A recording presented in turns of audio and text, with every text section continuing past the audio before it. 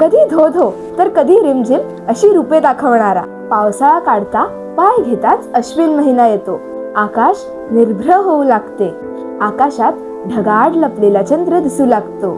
हवेत हळूहळू गारवा वाढू लागतो आणि चंद्राच्या शीतल शांत किरणांची अनुभूती देणारी कोजागिरी पौर्णिमा येते. अश्विन महिन्यातल्या पौर्णिमेला साजरी केली जाते, म्हणूनच तिला अश्विनी पौर्णिमा असेही म्हणतात. आपले भारतीय सण ऋतुमानात होणाऱ्या बदलांच्या अनुषंगाने साजरे केले जातात.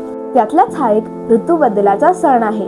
पौराणिक कथेनुसार कोजागिरी पौर्णिमेच्या दिवशी समुद्र मंथनातून देवी लक्ष्मी प्रकट झाली होती. त्यामुळे या तिथीला धनप्राप्तीसाठी विशेष मानले जाते.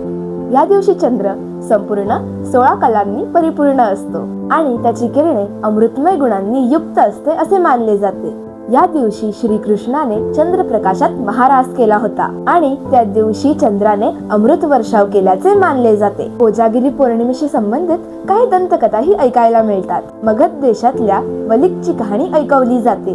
हा वलिक अतिशय गरीब होता. त्याच्या पत्नीचे नाव महाचंडी असे होते. ती अतिशय भांडखोर होती. गरिबीमुळे ती सतत नवऱ्याला बोलायची आणि नवरा सांगेल त्याच्या बरोबर विरुद्ध वागायची.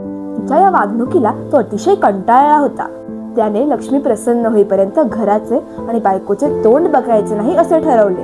तो जंगलात निघून गेला. अश्विनी पौर्णिमेच्या दिवशी जंगलात त्याला नागकन्या कोजागिरीचे व्रत करताना दिसल्या. द्यूत खेळण्यासाठी त्याने वलिकला बोलवले. तो त्यांच्या बरोबर द्यूत खेळला व सगळं काही हरला. तिला वलिकची दया आली.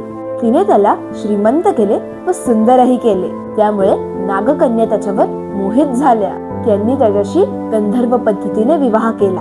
त्यानंतर तो घरी परतला. त्याने महाचंडीला मोठ्या मनाने माफ केले. तोपर्यंत तिचा स्वभाव सुतासारखा सरळ झाला होता. मग त्यांनी खूप वर्ष संसार केला. कोजागिरीच्या दिवशी लक्ष्मी पूजेला खूप महत्व आहे. कोजागिरीला लक्ष्मी आणि विष्णू आकाशातून भूतलावर येतात. तेव्हा लक्ष्मी कोजागृती म्हणजे कोण जागा आहे असं विचारते आणि जो जागा असेल त्याला धनधान्य ऐश्वर्य संपत्ती देते असे म्हटले जाते.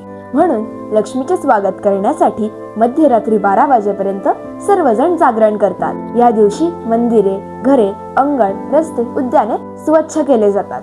दिवे लावले जातात. काही जण दिवसभर उपवास करतात आणि संध्याकाळी लक्ष्मी आणि चंद्राची पूजा करतात.